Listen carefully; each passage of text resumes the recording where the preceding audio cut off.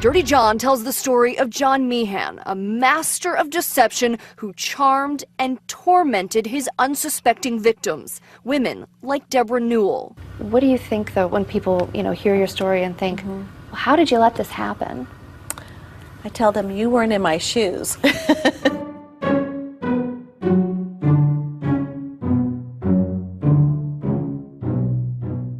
Real Crime Profile is brought to you by many wonderful sponsors such as ZipRecruiter, Madison Reed Hair Color, Quip Toothbrush, and Man Crates. We are so thankful to have their support and so happy whenever they have a special offer just for our Real Crime Profile listeners. So please, when you hear one of these special opportunities to try a new fantastic service or product, do go over and check them out. We can't do our show without you, and we certainly cannot do it without the companies who make our show possible.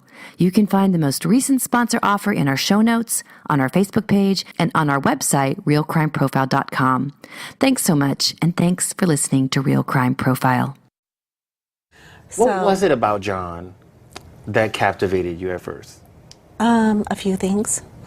I think he was a doctor, so I thought, okay, he's got a career. His charm. Yeah. I'm learning a lot about charming people, though. His looks, his interest. He said all the right things. So, and he had a family. He has a picture on his dating site that is of his daughters. So I thought, oh, he's a family man. This is great. So I thought he had it all. Hello, lovely listeners, and welcome to Real Crime Profile. I'm Laura Richards, former criminal behavioural analyst, New Scotland Yard, and founder of Paladin National Stalking Advocacy Service. And with me today in the studio is Lisa Zambetti. I am a casting director at CBS's Criminal Minds, where Jim Clementi is my colleague. Unfortunately, Jim is not here today, is he, Laura? He's not, and we're sad about that because I know Jim really wanted to be here, but he's headlong in a case at the moment, so that needs his full attention. But we are very happy to be joined by a super special guest, Debra Newell from Dirty John. Yes, so many of our listeners will probably recall that about a year ago, we actually dropped a number of bonus episodes about this rather incredible story called Dirty John that was put together by Chris Goffard from the LA Times and by our host network, Wondery. And for our listeners, if you wanted to go back and recap, you can certainly listen to Chris Goffard's 6-part podcast along with our 3 bonus episodes. And they dropped on the 4th of October, 2017, the 10th of October and the 18th of October, where we actually interviewed Chris just before that podcast dropped. And I say that podcast because I think it had more than 15 million downloads. And now it's been made into an 8-part Bravo show and also a documentary that's been put together and produced by Oxygen.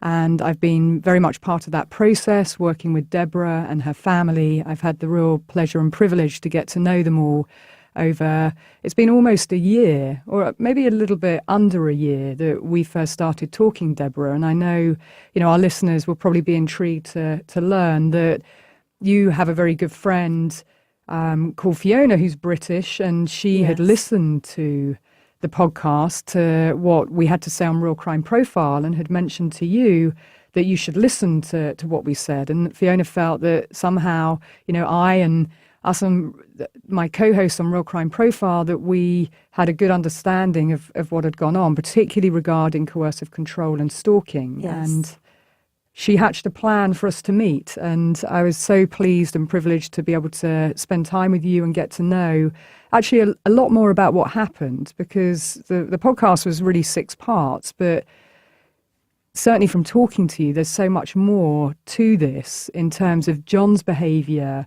and the impact that it had on all of you, and the reminder to everybody that actually Debra is an incredible survivor and shero, along with her 2 daughters, Tara and Jacqueline, and actually everything they did kept themselves alive. And that's a very important fact to remember, that the decisions that they took kept them alive. And it's been a real whirlwind for you, hasn't it, since it has. the podcast. Do you want to tell us a little bit about what's gone on since the podcast landed? Okay. Well, one thing that I feel is very important is a light went on when I listened to you guys talk almost a year ago. Because what I had gone through, I couldn't quite clarify what it was whether it was my fault, his fault, or nobody's fault. And as I listened to Laura clarify everything, it made sense. It was coercive control. And since then, I have felt this great need to help other women, to get the word out there about this terminology and what it means and what can happen and the signs. So many people miss the signs, and of course that phrase, coercive control, when we interviewed Chris Goffard. I was just going to say that. He's like, what are you talking about? Yeah, he didn't say it like that. But anyway, yeah, he had no idea what that meant, and Laura had to, define it for him. Explain it. And, all kudos to Chris, actually, for saying, I have no idea what you're talking about. And when I explained how we changed the law in England and Wales, and it actually took a 12-month process to provide overwhelming evidence that we needed a new law of coercive control. And actually, the victim's voice was very much at the centre of it. And on December 2015, the new legislation came in. And so for those of you who haven't heard that terminology of coercive control before, let me just explain a little bit about the behaviour, and then we'll think about some of the things that, that Debra can share with us about what went on in that particular relationship. And, indeed, it happens in many, many, many relationships. And of course, Connie Britton, who's playing you in Bravo's Dirty John, made it very clear this can happen to anyone. So whilst people might think, oh, well, it happens to a particular type of person or a particular victim, actually, through all my casework, it can happen to anybody. And sometimes the strongest women are those who are targeted and those who are affected. And many have said to me, they didn't recognize themselves in the relationship or how they got into that position.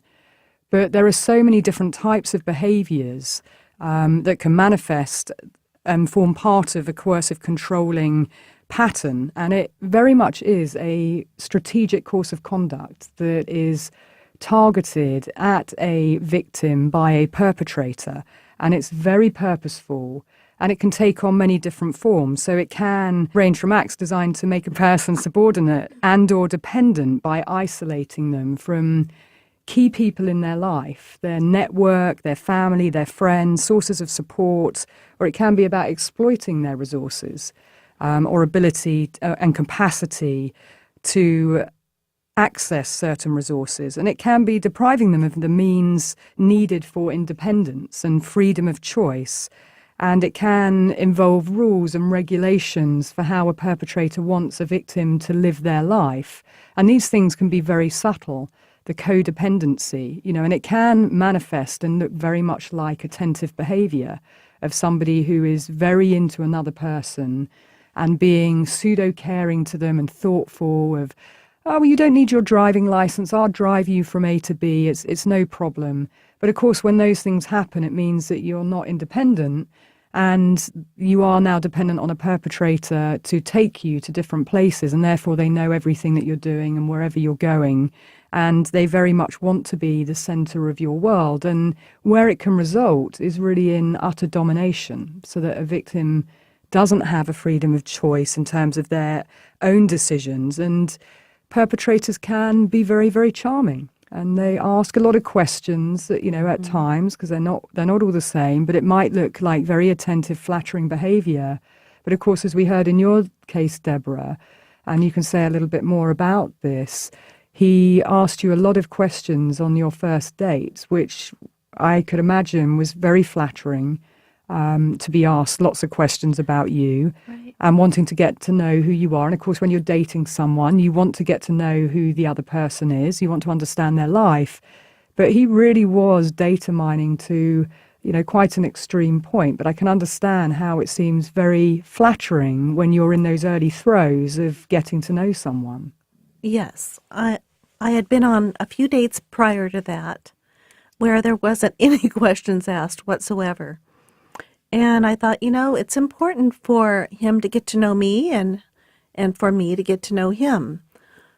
Although, obviously, all of his were lies, and in my eyes, I felt everything that I had to say was the truth. What kind of things did he say on that first date? What kind of things did he ask you? A lot of things about how many children, what are they like, what do you do for a living, tell me about your job. He asked what my interests were, just everything that I feel that you should be asking someone. Sure. So, And you worked in design, right? In Yes. interior design. I mean, Yes. how many men are interested in that? Probably not very many, you know? And so that must have been it must have been great to be able to share that creative part of your job. I've had a few that have been interested, but normally they're not, Right. interested in me. They're interested in getting a job or. Of what you can do for them. Oh, right? yes, exactly. And so this is, it's a breath of fresh air. Someone's asking you all the right questions. And of course, when you reach a certain age as well, you do want to find a good match and somebody who is equal to you or greater than and what they bring to the table. And I remember you saying, who's almost too good to be true. Right. That expression that I've heard Yes. many times from women in particular. And I would always say if something looks too good to be true, then it normally is. Right. And it's, now I know you've kind of tracked back to the relationship and all the things that went on, and you've seen it with a different set of eyes. But he did say some very, I guess, very attractive things to you in terms of you're exactly my type. Things that were Yes. flattering, things that were designed to really make you fall in love with him. Definitely. I felt like he had actually planned what he was going to say. He had the day to plan it because he had nothing else going on. Little did I know. Did he pick the place where you guys met, or did you? The first time? I believe that he did. And did he pay for the drinks, or did you guys split it? or? I don't recall, but I do think that he paid for everything.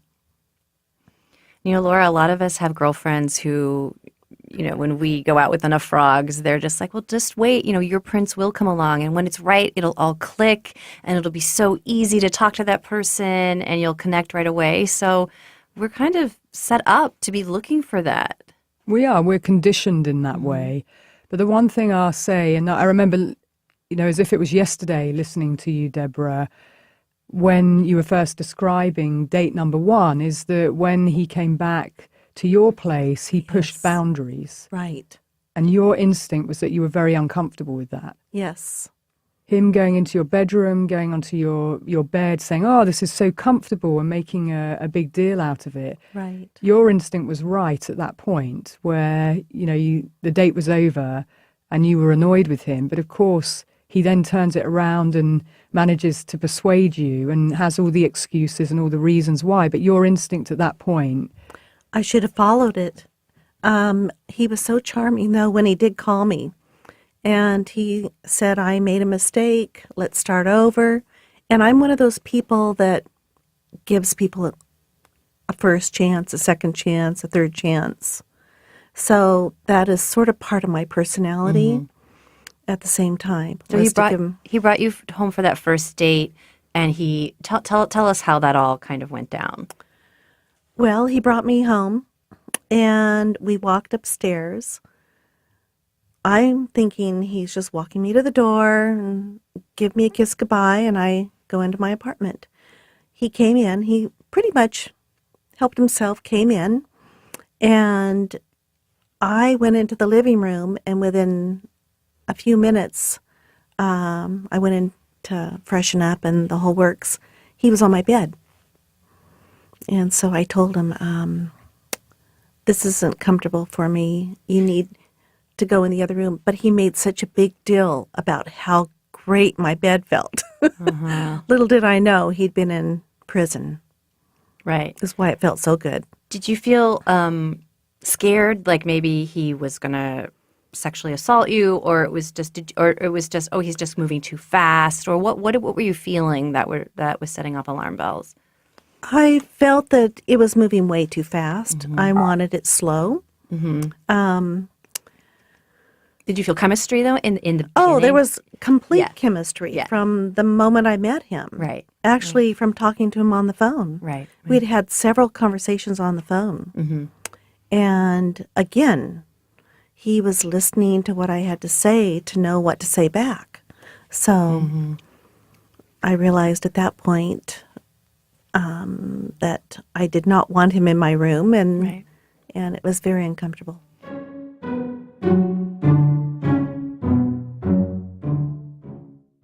Fear has no place in a place like home, and that's been Simply Safe's mission from day one. Simply Safe blankets your whole home with protection. Around-the-clock professional monitoring makes sure police are on the way when you need them.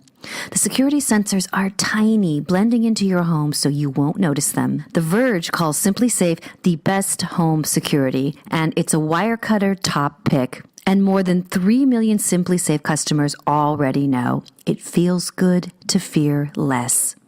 So protect your home today. You'll get free shipping on any order. Just visit simplysafe.com/realcrime.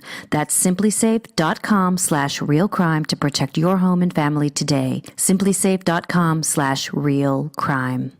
Did you know that 80% of New Year's resolutions fail by February? But even if your 2019 got off to a rocky start, each day brings a new opportunity to start again, to establish new habits that support your happiest, healthiest self. That's why we're excited to partner with Calm, the #1 app to help you sleep, meditate, and relax. If you head to calm.com/realcrime, you'll get 25% off a Calm premium subscription, which includes hundreds of hours of programs, including guided meditations on issues like anxiety, stress, and focus, including a brand new meditation each day called the Daily Calm. There's also sleep stories, which are bedtime stories for adults designed to help you relax before you doze off. Head to the lavender fields of France with Stephen Fry, or explore New Zealand with Jerome Flynn from Game of Thrones. Bob Ross is even in there too. There's soothing music, breathing exercises, gentle stretches to relax your body, and much, much more. For a limited time, Real Crime Profile listeners get 25% off a Calm premium subscription at calm.com/realcrime. That's calm.com/realcrime. Get unlimited access to all of Calm's content today at calm.com/realcrime. Give yourself the gift of Calm and a happy and healthy 2019. The first few weeks of dating were fantastic. He was doing everything right. He would always hold my hand, and we would walk and talk, sometimes for hours. He would tell me how beautiful I was. I'm his soulmate. I enjoyed being romanced. Laura, would you say that, we can learn a little bit of a lesson here about when you're first dating somebody? Laura was sharing with me that she doesn't let people know where she lives at first when you're first dating. You kind of have them drop you off. That's right. I mean, there's some things that certainly, at Paladin, we've had lots of cases where people meet online, and then something goes wrong, and it can end sometimes, as we know, in a catastrophic way. But these kind of little, what I would call markers that are being thrown down, our instinct would tell us that something's off, but we don't always follow that. Mm-hmm. And so there are some measures that you can take if you do want to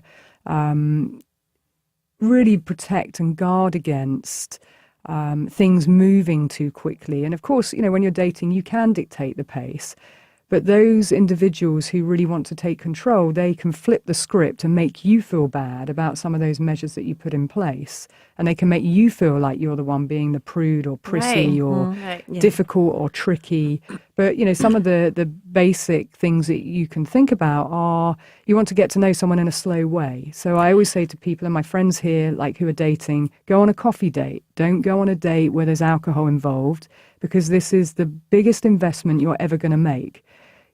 Starting a relationship or you getting married, if you equate it to buying a house or any other big investment, you do your research, you do your due diligence. Yes.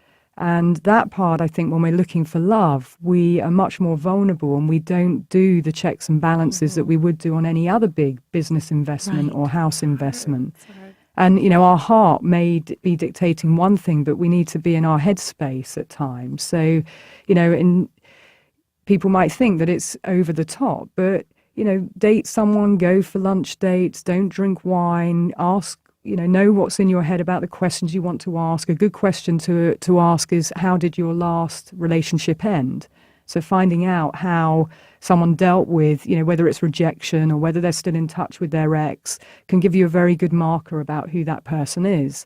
If they're truthful, of course. Right. And if they drive you, to your home address, then get them to drive, and drop you at another street. They don't need to know that where you're getting out and you're going to walk, that you're going to, end up in a different home address. Or if you are emailing each other, get a new, different email address. And so, don't talk to someone about where you work. You can talk about the type of work you're involved with, but not actually, the building or the company you work for until you feel comfortable. So, and the challenge is, of course, you're trying to get to know each other. So therefore, you want to be honest and authentic and open. But at the same time, this is a stranger who you're meeting.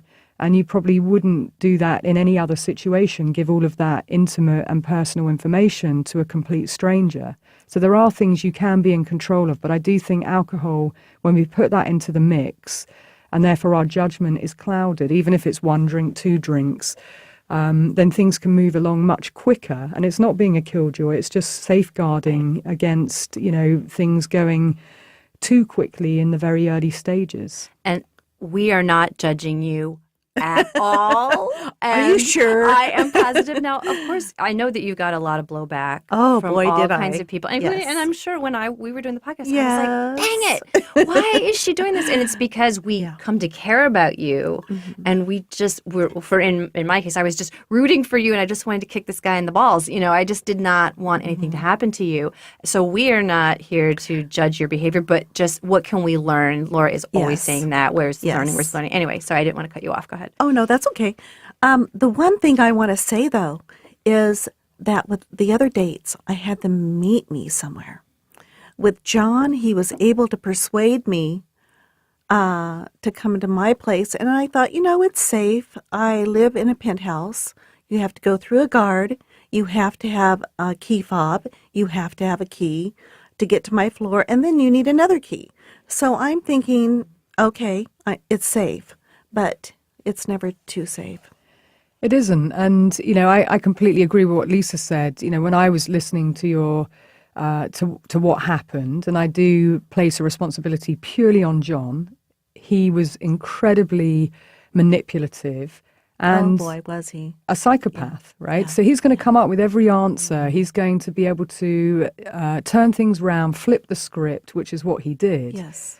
But it's really those lessons. And I know from talking with you, Deborah, you knew the points. Your gut instinct was telling you. But I wasn't listening to my gut. And that's the most important lesson. That's what I was going to come on to, is that, we are instinctive creatures and we know when something's off. And too often people have that gut instinct experience, or they have a visceral reaction to something or someone, and then we rationalize it. And particularly for women, we rationalize it, we minimize it. And if you have somebody who, like John, is incredibly good at controlling the narrative and manipulating and flipping the script, he will turn things round and will make you doubt the reality of what's going on. And so he used lots of tools, things like love bombing. And we talked about that, didn't we? The love bombing of, he understood your life, he understood your needs. And I know how incredibly busy you are. You're incredibly successful. You're a workaholic, just like me. So, we match across on lots of things, particularly our work ethic. Right. And here you had someone who was trying to enhance your life in every way. And in those small windows of time, when you're dating him and he's asking to help you, and he's going to do the dry cleaning, he's going to drop these things off, he's going to facilitate things for you to enhance your quality of life. That's very attractive when you're a super busy person. It was. I remember getting up, going to work, having him call me. This is when we're dating. And he said, "What can I do for you today? I have the day off." And I think, oh, this is great. And so I give him, I need my dry cleaning picked up. Oh, I need something, can you do this for me, that for me? And he'd say, yeah, I can't wait. And I'm thinking, this is just, again, too good to be true. Right, and that's what love bombing is all about. You know, it might be about gifts, it might be, you know, understanding someone's needs, and then they match it. Very chameleon-esque in terms of the perpetrator's behavior, because they want to make you fall in love with them. Right. And that's part of the strategy. And so, you know, people will say to me, and certainly when I'm training and when I'm working with different survivors, well, how did you end up, you know, he was a monster. But of course, he wasn't a monster from the start. Right. The charm that can come in, you know, and psychopaths, it's one of the traits on the psychopathy checklist is charm. And people forget that that can be used as a tool. And being charming and being nice is a choice. It's not a characteristic. So again, if somebody's, overtly charming, you should be asking that question, because it's a choice, it's a strategy, it's not something that is inherent. And so that can be very intoxicating too. When someone's flattering, they're trying to, what you feel, enhance and help you reach your full potential. And so really the signs for you in the early stages were that he was almost too good in terms of, you know, how he was behaving towards you and how he enhanced your life and how he understood your life and how he understood your needs. What's interesting is I had a dad that was incredible. And so I had this vision that all men are incredible. I mean, he did everything right. He adored my mom. He made the living, which, you know, in my era, that's what a lot of them did. And he'd come home and do the wash. He would do anything to help my mom. And so I was raised in this home where the man can be such a great, you know, Partner. yes. Yeah. So I think that that was what I was striving for.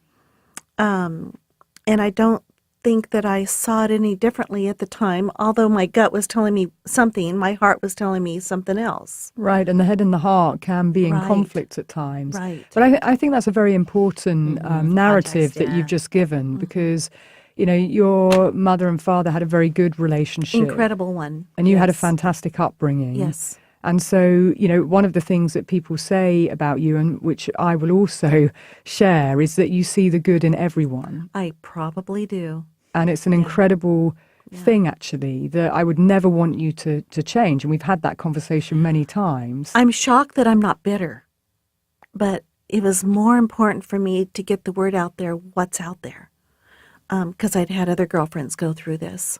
So that was more important than me, you know, feeling sorry for myself or taking it and becoming a victim. Right. I had to look at it as I'm a survivor and I have to do something. Absolutely. And I think it's fantastic. You know, that's why we're working together now, that you want to ensure that people understand coercive control and stalking, that we focus on the perpetrator, that serial perpetrators should be on a register. And we'll talk about just some of the interventions and how you kept yourself safe. And I think, you know, we're trying to raise the profile via what happened. And we're very keen to change the law here on coercive control, because this happens to many, many, many people, predominantly women, but it can happen to men too. And so, you know, if anyone's listening and thinking, oh, but it's, you know, down to a particular choice that you took, it's not. It's actually down to the pattern of behavior that John was exhibiting. Yes. And I know you found out a lot about his background. After the fact.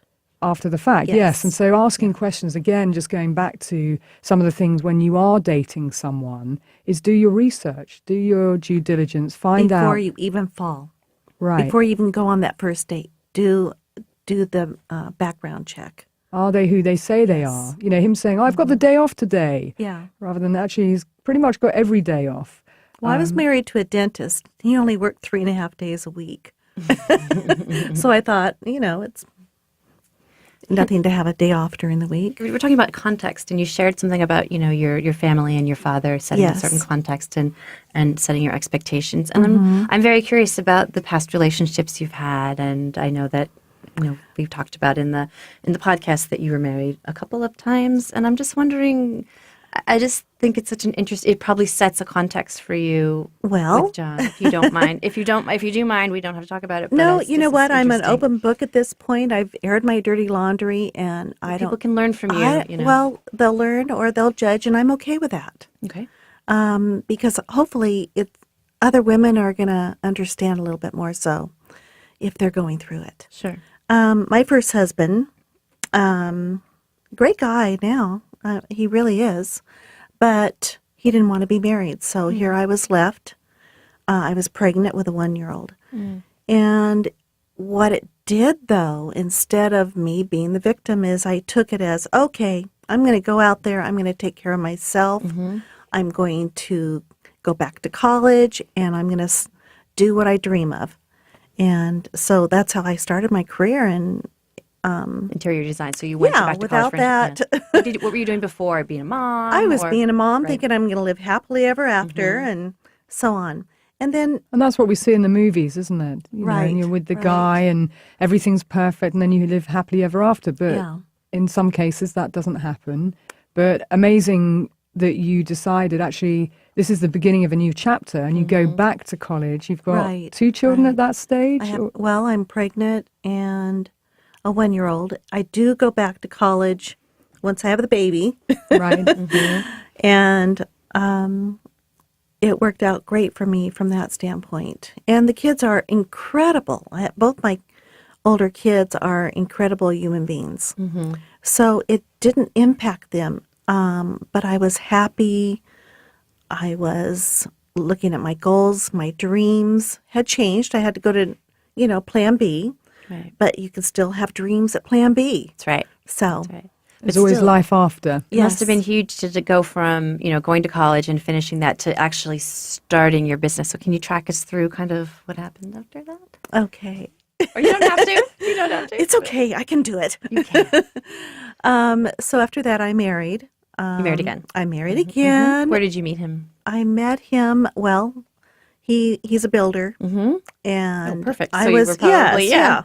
Anyway, again, jump in too fast. I'm the person that's, I don't know if you want to call it in love with love, but the romance. I love all that. I'm looking for the fairy tale. Anyway, I had my 2 girls with him, the 2 youngest Okay. with him, Right. and And that didn't work out. it didn't work out. Anyway, long story short, I don't give up. That's right. Thinking I'm going to jump in Right. to the dating pool Right. again, and met, a nice man. What I do wrong in this regard is I jump in, because they're either saying everything right, and they're this handsome doctor or dentist or whatever it may be. Right. And so what I need to do, and I probably shouldn't be saying this out loud, is slow down, get to know them, learn everything I can about them, and then take my time. And having a friendship, Laura, is not a bad thing to do at first, right? Yes, I mean getting to know yeah. someone and who they're about. And, love is an aphrodisiac, the feeling of being in Right. love, that kind of honeymoon period. But the honeymoon period will end at some point. Right. So it is just, taking a breath. And, I'm a big believer, as is Gavin DeBecker as well, in, being very slow of who you let into your life so that you safeguard and protect you, your family, your assets, and be very quick to eject them when your instinct is tweaking and telling you something's off. Because that survival instinct we all have it, but too many people deny it and we rationalize what we're feeling. And it is a feeling. It can be visceral as a feeling when something's off. Or when other people are telling us something, sometimes we then lock down against them and we sort of dig in and think it's about them. And of course, a very manipulative perpetrator will use that, will use and try and isolate you and will probably jump on that. And, I've had cases where a perpetrator will say that the best friend hit on him, so that for the victim, they think, oh, well, I don't want my best friend hitting on him. So it kind of pushes you closer to the perpetrator at times. And they try and create this codependency. but can be very clever, certainly in the early days of creating codependency and being dominating without you even thinking that they're being overtly and aggressively dominating. But when we have a power and control dynamic, what will happen is that the perpetrator will want to isolate you because they will want to ensure that they don't have other people interfering. The challenge is it can be dressed up as this pseudo-caring behavior, and that it can be very, very flattering. And all the information and intelligence that they're gaining from you in the early days, which is flattering, can be used and weaponized at a later stage. And that's certainly what I saw John, the analysis of it, that he took a lot of information and then he would weaponize it, but he would flip the script. And not just with you, Deborah, I know you've met many other women who he targeted, in some in the same ways, some in different ways. But he would say things like, well, you're a very surface person, you're very, into your cosmetic exterior. Share with me something about you that's ugly, or tell me one of your secrets. And so he would try and garner information. And then he'd use it against you. And then he'd use it against you. And he'd use your shame in whatever situation it might be as a weapon. Now that shame, when we feel shame and we feel vulnerable, that's the reason why people don't speak out, because they kind of feel somehow to blame for what's gone on. And certainly if it's a secret or something that hasn't been shared, or if it's a vulnerability or something we feel very sensitive about, that alone can keep somebody controlled and in situ, and it can be the reason why they don't leave, it can be the reason why they don't speak up. And so perpetrators, particularly John Meehan, he was very adept, and he understood, I believe, from a very early age, how to manipulate and how to use people for his own gain. And whether it was online dating sites, and I will disclose this has happened to me, where, men ask you for pictures of yourself. And I'm aghast by how many men on online dating ask you for a naked selfie or a picture of yourself. And I know many people who have sent those pictures. And again, my advice would be, do not do it. It's not about being a killjoy, but with John, and I've seen this happen many times, once they get that picture, that's the vulnerability right there. Who knows what they're going to do with it. Yeah, and what are they going to do with it? Where might it end up? And this is where we see this terminology, revenge porn, where sometimes images are taken without you knowing. Other times it can be used to sort of blackmail or control you. And that can happen from very early on. And John was exploiting women, even in that first interaction, by then threatening them and blackmailing them and saying that he's going to post these pictures. And that alone can lead to exploitation and extortion, and stalking. So he used a whole myriad of tactics, but with regard to you, it's much more a charm offensive of him trying to make you fall in love with him.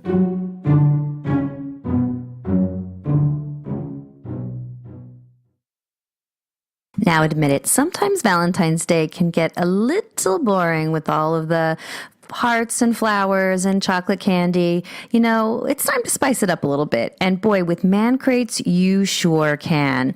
Man Crates has gifts that are completely unique. Most gifts ship in a sealed wooden crate with a crowbar, and opening them is an experience that he will never forget. You can get unique gifts like the pizza grilling crate with pizza stones and two-sided dough roller that you and he will use all of the time. Or you can do Man Crate's take on the traditional Valentine by giving him a jerky heart, which is a heart-shaped box full of beef jerky, or my personal favorite, the salami bouquet. I mean, the name says it all. The jokes practically write themselves. But anyway, it will be an unforgettable Valentine's Day this year if you give your sweetie a Man Crate. Every Man Crates comes with a 100% satisfaction guarantee. Get him a Man Crate plus one of their meaty Valentine's gifts and save. Just for Valentine's Day, get 14% off when you spend $100 or more at mancrates.com/realcrime. That's 14% off when you spend $100 or more at mancrates.com/realcrime. mancrates.com/realcrime. And you're a smart, successful businesswoman. When people look at you and they're like, but you're so smart, how did he do this? I mean, you just said it, he was that good. Oh, he was that good. I was going to work every day. So when you're going to work, you're focused on work. then I had such a full life. He was focused on what he could do to me. So his whole day was looking me up on the internet, looking and see what makes me tick or what, what's important to me. And so he knew what to do. What's interesting is I've done a lot of investigating of trying to figure out who John was. And one thing that I've done is gone through his computer. Right. And he had just written the same thing that he did to me, to all these other women. He'd turn it around. And that really showed me that it was him. It wasn't me. I became very, obviously you get offended when they're going to say negative things about you, but he was saying the same thing to all these other women. It was his way of intimidating me and getting control. And this is, it's a strategic pattern of behavior. So if he sends the email, let's say to 30 women, or even if it's 10 women, he knows 1 or 2 might reply. Right. And so he has a template. He had this template of operating. And I see that in a lot of cases where they've learned what works and what doesn't. Right. But you don't know that. You don't know that this is, a pattern. And for you, you're going into this just being authentic, being yourself. Right. Without even thinking about, this could be a predator or someone who's going to exploit the things that you're saying. You're looking to find love and somebody who you want to share things with and be your partner in life. Right. What's interesting is I heard the other day, what is the percentage of men that are sociopaths or people that are sociopaths? Well, it's an undetermined amount purely because normally if we talk about psychopathy first, the screening tool, the PCLR, the psychopathy checklist is not frequently used by professionals. So there's a sort of an estimate that it's about 1% of the population. Okay. But I would imagine that it's higher than that. We see psychopaths across populations. So it's not just the criminal psychopath, it can be people in the workplace. So 1 in 100. I would estimate it's even... That's scary. It's a higher percentage. And then you can I add heard it was up people to in. 4% in certain nations. And it depends on the nation. Like China, it's lower. America, it's higher, so on. Yeah, but it really does depend on, how the psychopathy checklist is administered. And it really, the discussion around psychopathy has only been happening, and it's only been in the DSM-5, the Diagnostic Statistical Manual, only recently.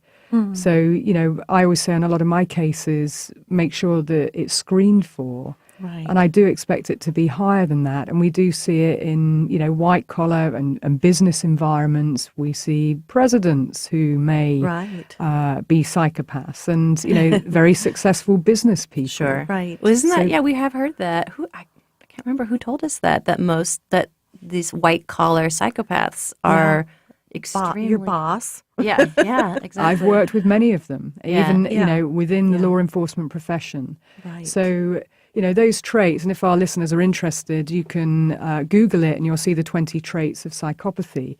And those traits are about, being charismatic and charming and deceptive and manipulative, impulsive, reckless.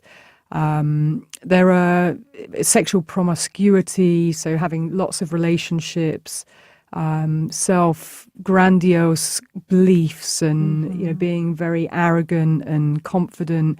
Some of these things on a lesser scale, we all have, but it's when it's magnified, and psychopaths can be very exciting to be around. Arthur Anderson, Enron collapsed because it had psychopaths at the top of it.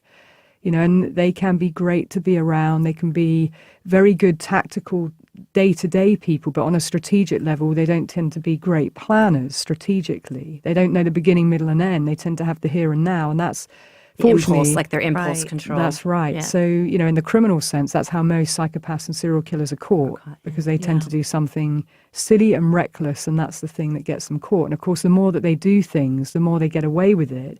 And therefore, they don't think. They think on a short-term basis, not on a long-term basis. I have to tell you, I look at a man now that's charming quite differently.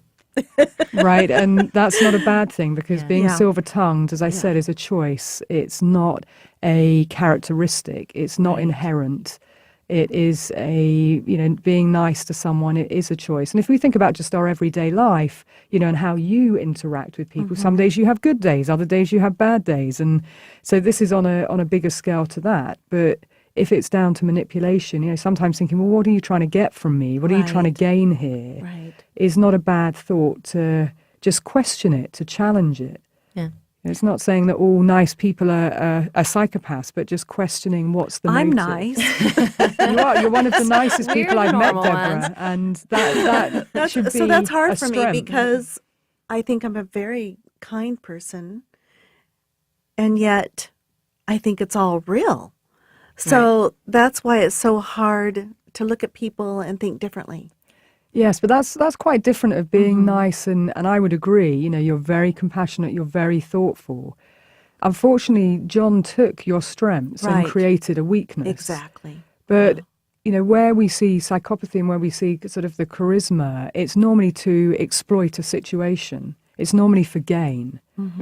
It's used strategically. Right. It's a pattern that's trying to get something from somebody, not how they are in their everyday life, and that's who they are. Right. So we still have so much more that we want to ask you, Deborah. I knew that this conversation, there'd be so many things that kind of spin out of it, and I know Lisa's got some other questions that she'd really like to ask you. So we're going to bring you back so that we can talk on our next episode in a little bit more depth and deep dive the case. So for now, this is Real Crime Profile signing out. If you like our podcasts, there are a few things you can do. You can take 2 minutes and go to Apple Podcasts and leave a 5-star review. You can also check out all Real Crime Profile offers and promotions and our sponsors in our show notes. Another thing you can do is go to Facebook and like our Facebook page, and you can also follow us on Twitter at Real Crime Profile without the E. And one last thing, please tell your friends, family and colleagues about us and spread the Real Crime Profile word. Thank you so much for listening. We really appreciate all of our listeners. Real Crime Profile is produced and edited by Paul Francis Sullivan. Sound engineering by Mike Thal. Music is composed by Simba Tsumba. Logo art by Jim Clementi. Real Crime Profile is produced by XG Productions and distributed by Wondery. For advice and support if you're experiencing stalking in the UK, you can contact Paladin National Stalking Advocacy Service on 0203 866 4107, or you can go to the website where there's a lot of information and advice that you can follow on www.paladinservice.co.uk. If you're experiencing domestic abuse, you can call the National Domestic Violence Helpline for free on 0800 2000 247. In the US, if you're experiencing domestic abuse and need advice, shelter or counselling, you can call Genesis, the 24-hour hotline, on 214-946-4357. You can also go to their website for further advice or support, www.genesisshelter.org. And there's the domestic violence hotline on 800 799 7233.